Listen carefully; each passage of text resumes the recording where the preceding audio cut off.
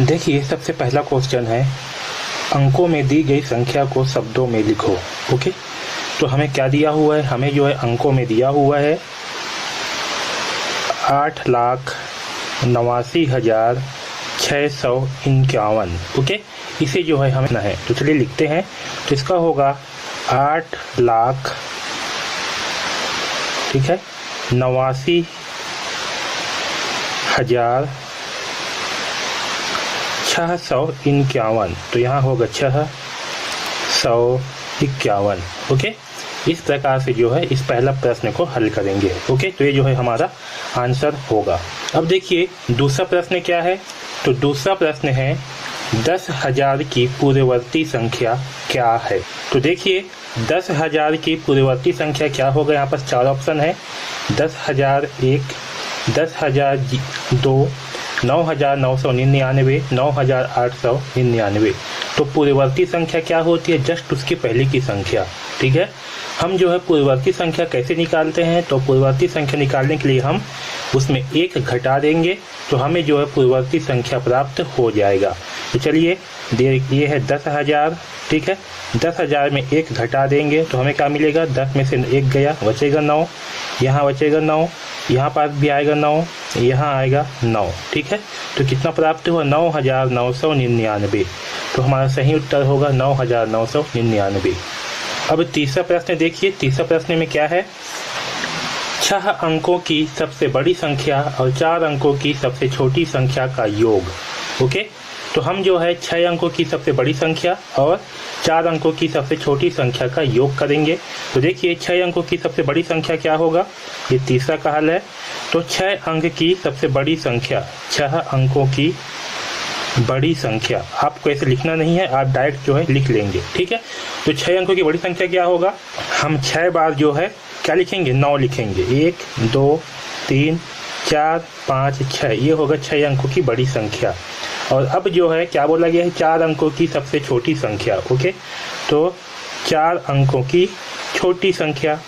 तो छोटी संख्या के लिए क्या करते हैं? हम सबसे पहले सामने में 1 लिखेंगे, उसके आगे 0 लगा देंगे, है ना। तो कुल 4 अंक होना चाहिए। तो पहले लिखेंगे 1 और उसके आगे 3 0। तो ये होगा 4 अंक की सबसे छोटी संख्या। ओके, 4 अंक बोला है तो क्या करेंगे? 1 लगाएंगे और 1 के बाद जो है 3 0 लगाएंगे, 4 से 1 कम।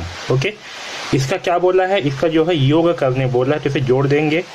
जोड़ने पे क्या आएगा? ये 9, 9 और 0 9, और ये 9, 9 और 1 10 की शून्य, हासिल आएगा 1, 9 और 1 10 की शून्य, हासिल आएगा 1, 9 और 1 10। ओके, तो हमें प्राप्त हुआ 10,09,99। ओके, तो देखिए पहला ऑप्शन है 10,01,110, दूसरा है 10,09,99। सही आंसर क्या होगा? ऑप्शन नंबर 2 सही आंसर होगा, 10,09,99। चौथा क्वेश्चन देखिए, एक कारखाने में एक दिन में 3,035 मीटर कपड़ा बनता है। बताओ अप्रैल माह में उस कारखाने में कितना कपड़ा बनेगा। ओके, तो एक दिन में कितना कपड़ा बन रहा है? 3,035 कपड़ा। ओके, तो चलिए इसे हल करते हैं। तो देखिए एक दिन में कितना बन रहा है? तो एक दिन में बन रहा है 3,035 मीटर कपड़ा। तो अप्रैल माह में, ठीक है, तो अप्रैल माह में दिनों की संख्या कितनी होती है? अप्रैल माह में दिनों की संख्या होती है 30। ओके, तो 30 दिन में, ठीक है, हमें जो है पूरे अप्रैल माह का चाहिए, लिखेंगे तो 30 दिन बराबर कितना होगा? 3,035 इंटू 30। ठीक है, गुणा कैसे करते हैं? 0 है तो 0 को छोड़ देंगे, पहले 3 का गुणा इन सभी संख्याओं के साथ कर लेंगे। 3 पंचे 15 की 5, हासिल आएगा 1, 3 तिहाई 9 और 1 10 की शून्य, हासिल आएगा 1, 3 शून्य 0 और 1 1, 3 तिहाई 9। ठीक है, और लास्ट में लगा देंगे 0, तो हो जाएगा 99,050। ओके, तो देखिए पहला ऑप्शन है 99,100, दूसरा ऑप्शन है 91,000, तीसरा ऑप्शन है 91,050। तो सही आंसर कौन सा होगा? ऑप्शन नंबर 3 जो है सही आंसर होगा, 91,050। ओके, अब देखिए पांचवा क्वेश्चन, सूत्र को पूर्ण कीजिए। ठीक है, और हमें दिया हुआ है, यहाँ पर दिया हुआ है लाभ बराबर खाली स्थान। ठीक है, तो लाभ बराबर क्या होती है? तो उत्तर होगा लाभ बराबर विक्रय मूल्य माइनस क्रय मूल्य। क्या होगा? विक्रय मूल्य माइनस क्रय मूल्य होगा लाभ बराबर। ठीक है। छठवां प्रश्न देखिए, गीता ने 5 घड़ियां 805 रुपए में खरीदी। उसने 3 घड़ियां 182 रुपए में तथा 2 घड़ियां 139 रुपए में बेची। बताइए गीता को लाभ हुआ या हानि। ओके, तो हम क्या करेंगे, तो देखिए यहाँ पर क्या बोला, गीता ने 5 घड़ियां कितने में खरीदी, 805 रुपए में। ओके, तो 5 घड़ी का मूल्य कितना है, तो 5 घड़ी का मूल्य है 805 रुपए। यहाँ लिख लेंगे, ये क्या है हमारा क्रय मूल्य है। ठीक है, ये है हमारा क्रय मूल्य। ओके, अब देखिए हमें क्या करना है, लाभ या हानि निकालना है, तो हमें जो है विक्रय मूल्य निकालना होगा। ओके, तो 3 घड़ी को कितना बेचा, 182 रुपए में, यानी कि 1 घड़ी का मूल्य कितना है 182, तो 3 घड़ी का मूल्य कितना होगा 182 इंटू 3 करेंगे, तो 3 दूनी 6, 3 छंग 18 की 8 है, तो 3 अट्ठे 24।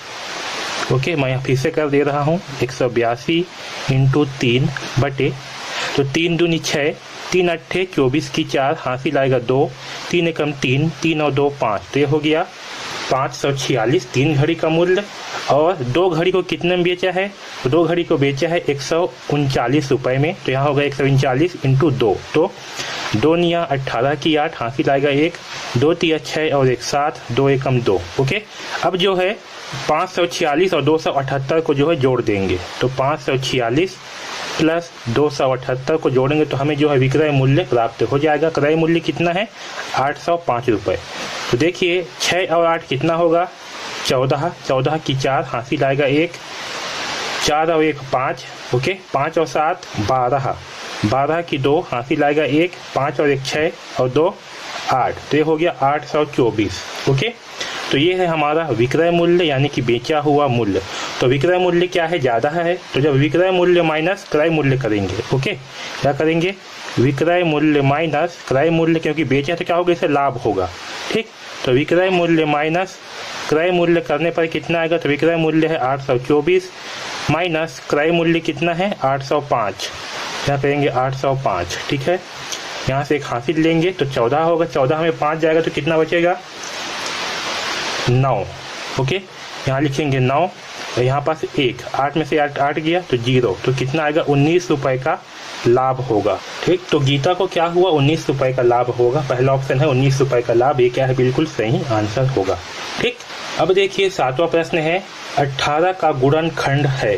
ओके, तो गुणनखंड कैसे निकालते हैं, गुणनखंड मतलब होता है वह संख्या जो कि 18 को पूरी तरह से भाग करे, उसे हम क्या कहेंगे, उसे हम गुणनखंड कहेंगे। ओके, तो इस 18 का गुणनखंड निकालने के लिए क्या करेंगे हम, 18 को जो है, तो 18 को जो है आपको भाग कर करके देखना है। ठीक है, तब इसका गुणनखंड जो है निकल करके आ जाएगा। तो चलिए देखते हैं, 1 से देखेंगे पहले, तो 1 जो है 18 को भाग करेगा तो 1 है। 2 से देखेंगे तो 2 निया होता है 18 यानी कि 2 भी है। 3 से देखेंगे तो 3 छंग होता है 18 तो 3 भी है। 4 से भाग नहीं जाएगा। 5 से देखेंगे 5 से भाग नहीं जाएगा, 6 से जाएगा। ठीक है, 7 से देखेंगे नहीं जाएगा, 8 से देखेंगे नहीं जाएगा, 9 से देखेंगे जाएगा।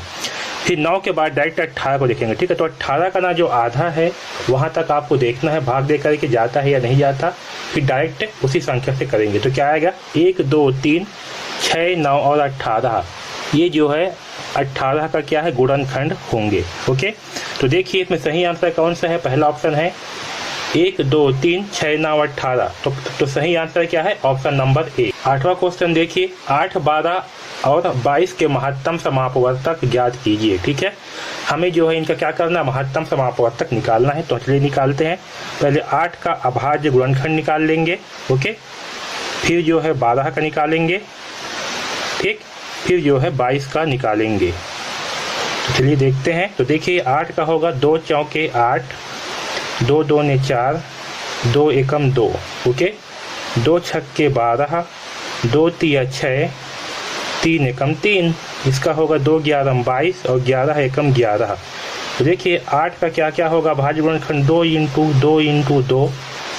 12 का क्या होगा 2 इंटू 2 इंटू 3 और 22 का क्या होगा तो 2 इंटू 11। तो देखिए इन तीनों में क्या क्या उभयनिष्ठ है, यानी कि तीनों में एक समान है। तो देखिए 2, इसमें भी 2 है, यहाँ भी 2 है और यहाँ भी 2 है ना।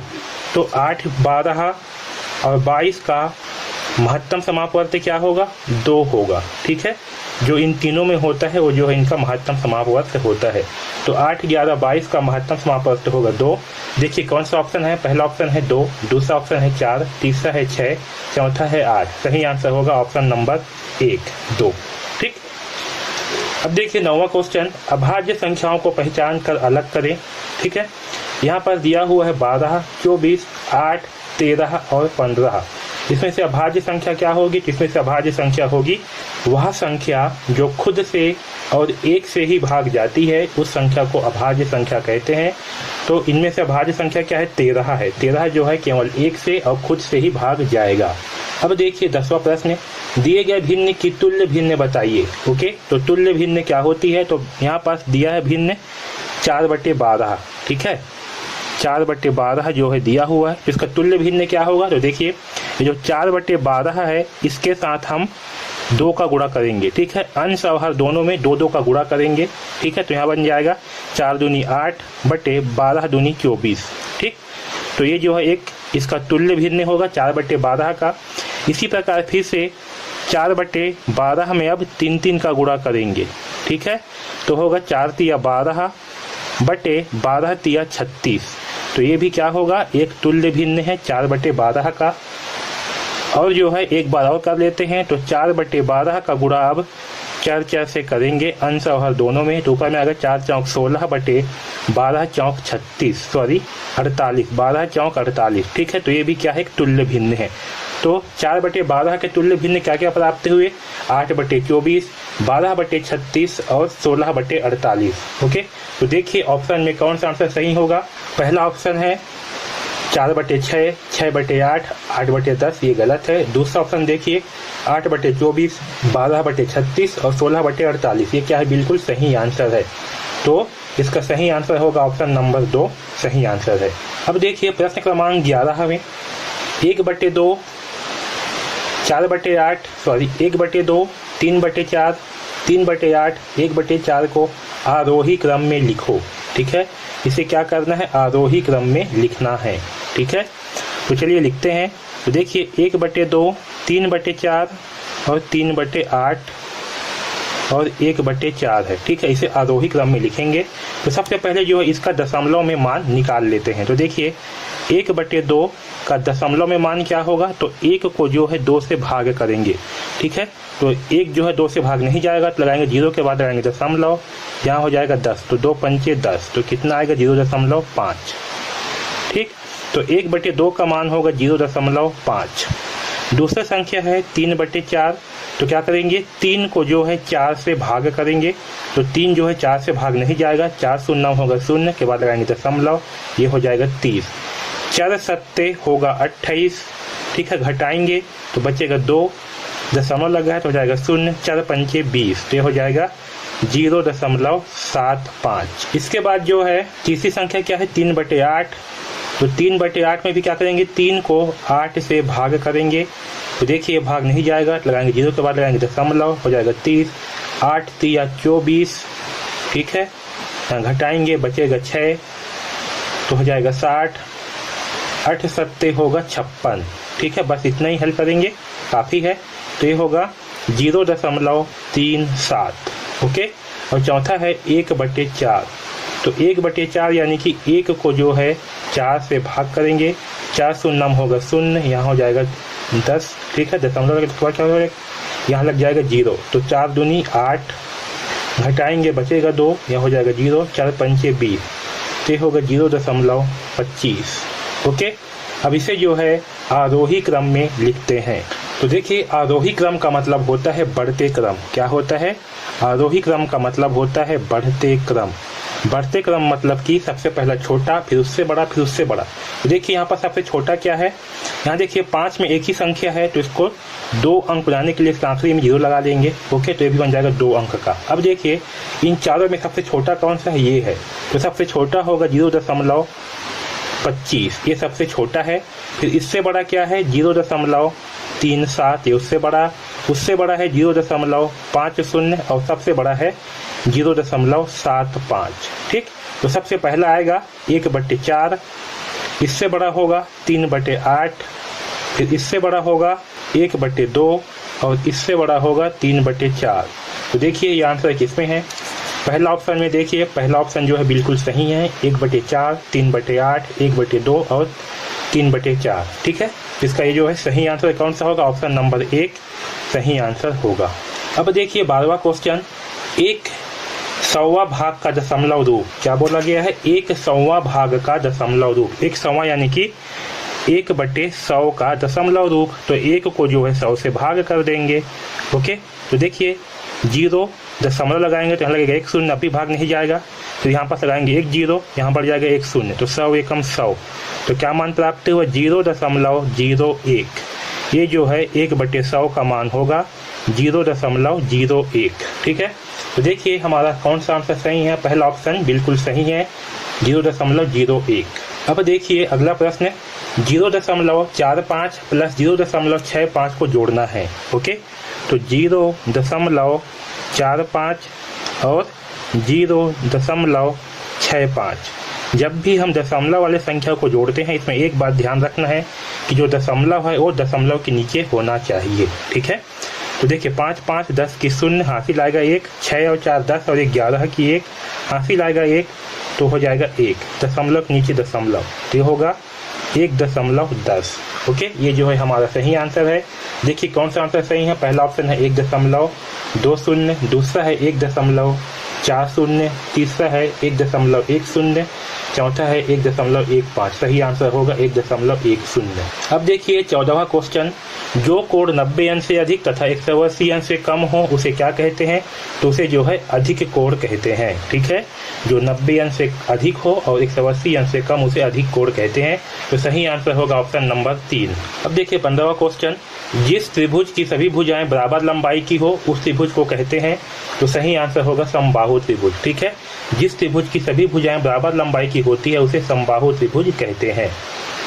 16वां क्वेश्चन देखिए, 4000 मीटर बराबर खाली स्थान किलोमीटर। ठीक है, क्या बोला गया है, 4000 मीटर बराबर खाली स्थान किलोमीटर।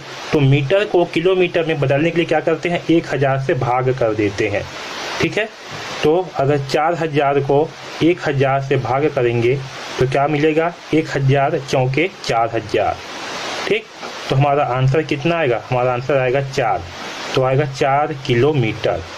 ठीक है, तो ये जो है सही आंसर है। तो देखिए ऑप्शन नंबर 3 जो है हमारा सही है, 4।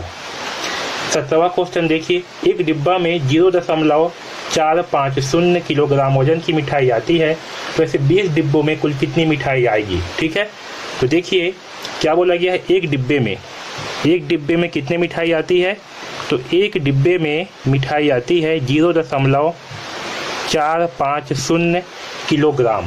ठीक है, तो ऐसे 20 डिब्बों में कितने मिठाई आएंगे, तो क्या करेंगे, हम इसका गुणा कर देंगे, क्योंकि हमें 1 का मान पता है और 20 का मान निकालना है। तो 0.450 इंटू 20 कर देंगे। ठीक है, तो गुणा कैसे करेंगे, 2 का गुणा जो है सभी संख्याओं के साथ कर लेंगे, 2 शून्यम 0, 2 पंचे 10 की 0, हासिल आएगा 1, 2 चौका 8 और 1 9, 2 शून्यम 0 और आखिरी में 0 है यहाँ पर, यहाँ लगा देंगे 0। ठीक है, अब देखिए 1 2 3, 3 अंक के बाद क्या है, दशमलव, तो यहाँ भी 1 2 3 अंक के बाद लगाएंगे दशमलव। ठीक है, तो कितना आएगा, तो सही आंसर होगा, देखिए पहला ऑप्शन है 7, दूसरा ऑप्शन है 9, तीसरा है 8, चौथा है 10। तो सही आंसर आएगा 9 किलोग्राम।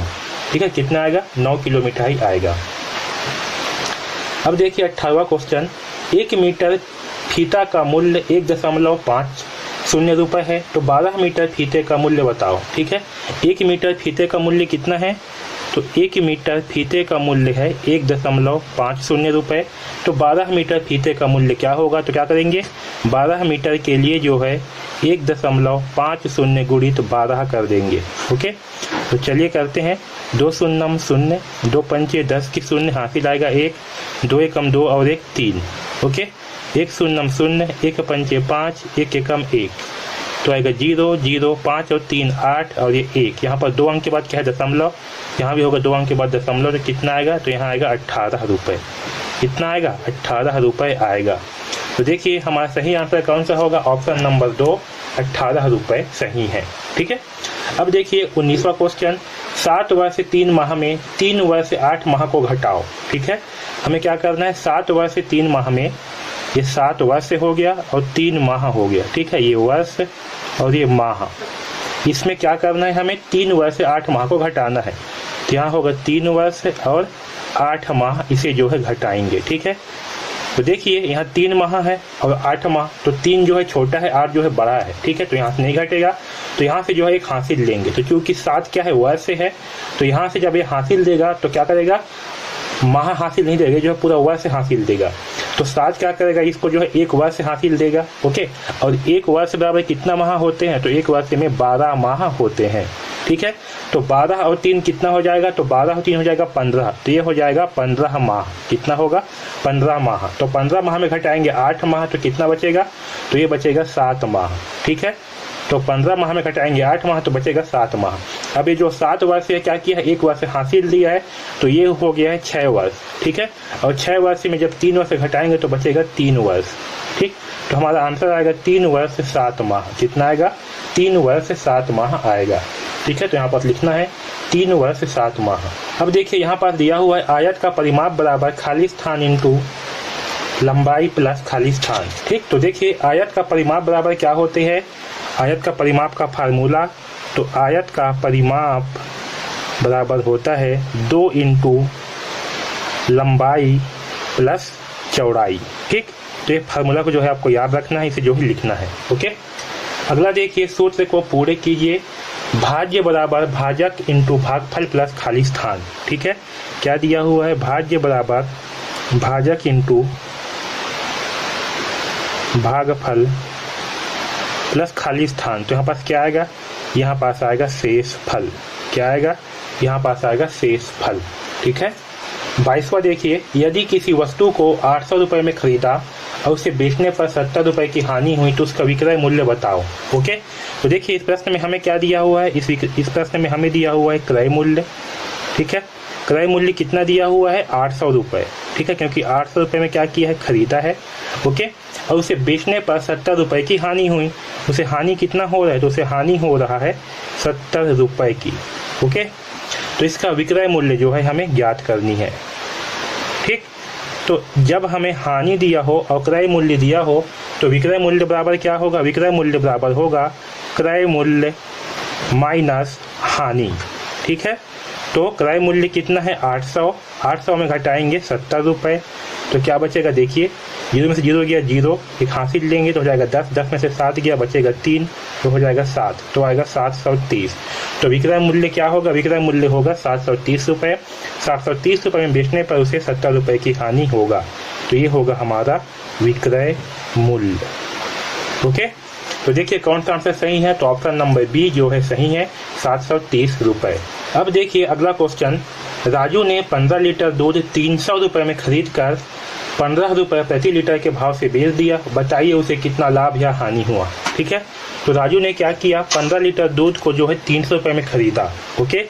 15 लीटर दूध का मूल्य कितना है, 300 रुपये, और 15 रुपये लीटर के भाव से बेच दिया। तो देखिए 1 लीटर को बेच कितने में रहा है, 15 रुपये में, ठीक है। तो 1 लीटर का मूल्य कितना है, 15 रुपये, ओके।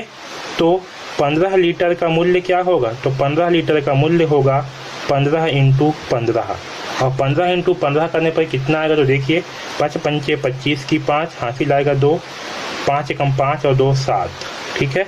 1 पंचे 5, 1 एकम 1, तो ये हो जाएगा 5, 5 और 7 12 की 2, हासिल 1, तो 225 रुपये, ठीक है। बेचा कितने में, 225 रुपये में, खरीदा कितने में, 300 रुपये में। तो यहाँ पर देखिए जो क्रय मूल्य है वो कितना है, क्रय मूल्य है 300 रुपये, और विक्रय मूल्य है कितना, विक्रय मूल्य है 225 रुपये, ओके। तो यहाँ पर क्या होगा, यहाँ पर जो है उसे हानि होगा, क्योंकि यहाँ पर जो है उसे हानि होगा क्योंकि विक्रय मूल्य क्या है, कम है। तो हानि बराबर क्या होता है, हानि बराबर होता है क्रय मूल्य माइनस विक्रय मूल्य, ठीक है। तो हम क्या करेंगे, क्रय मूल्य में विक्रय मूल्य को घटा देंगे, तो 300 में घटाएंगे 225 रुपये को, तो यहाँ से हासिल लेंगे, हो जाएगा 10, 10 में 5 गया बचेगा 5, ये हो जाएगा 9, 9 में 2 गया बचेगा 7, और 2 में 2 गया बचेगा 0, कितना आएगा, 75 रुपये की हानि होगा, ठीक है। तो 75 रुपये का क्या होगा, हानि होगा। तो देखिए पहले सही ऑप्शन कौन सा होगा, ऑप्शन नंबर सी जो है सही है, 75 रुपए हानि। अब देखिए 24वां क्वेश्चन, मनोज ने 500 ग्राम वजन वाली शक्कर की 6 थैलियां खरीदी। इस शक्कर के 200 ग्राम वजन वाले कितने पैकेट बनाए जा सकते हैं। तो क्या बोला गया है कि 500 ग्राम वजन वाली कितने पैकेट खरीदी, 6 पैकेट खरीदी है। ठीक है, 6 पैकेट खरीदी है, तो इनका कुल वजन कितना होगा, तो इसका कुल वजन होगा 500 इंटू 6। ठीक है, तो 0 6 0 0 6 0 0 6 5 30, तो ये होगा 3000 ग्राम। ठीक है, अब क्या कर रहे हैं, ये जो 3000 ग्राम की कुल शक्कर है इसे जो है 200 के पैकेट में बांट रहे हैं। ठीक है, तो क्या करेंगे, एक पैकेट में कितना आ रहा है 200 ग्राम वजन, तो 3000 शक्कर है, तो क्या करेंगे 3000 को जो है 200 से भाग कर देंगे, किससे, 200 से भाग कर देंगे। ठीक है, तो देखिए 2 एकम 2 घटाएंगे। ठीक है, यहाँ आएगा 0 0 1, यहाँ जाएगा 0, 2 पंचे 10 यानी कि 1000। ओके, यहाँ कट गया तो कितना आएगा 15 पैकेट। ठीक है, तो कितना पैकेट बनेंगे, तो 200 ग्राम के जो है 15 पैकेट बनेंगे। ओके, आया समझ में।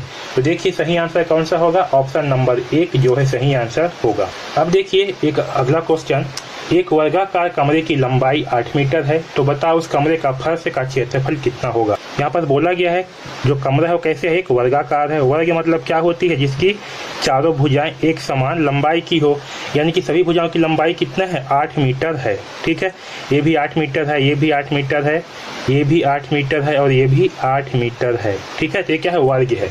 तो हमें जो है वर्ग के फर्श का क्षेत्रफल बताना है।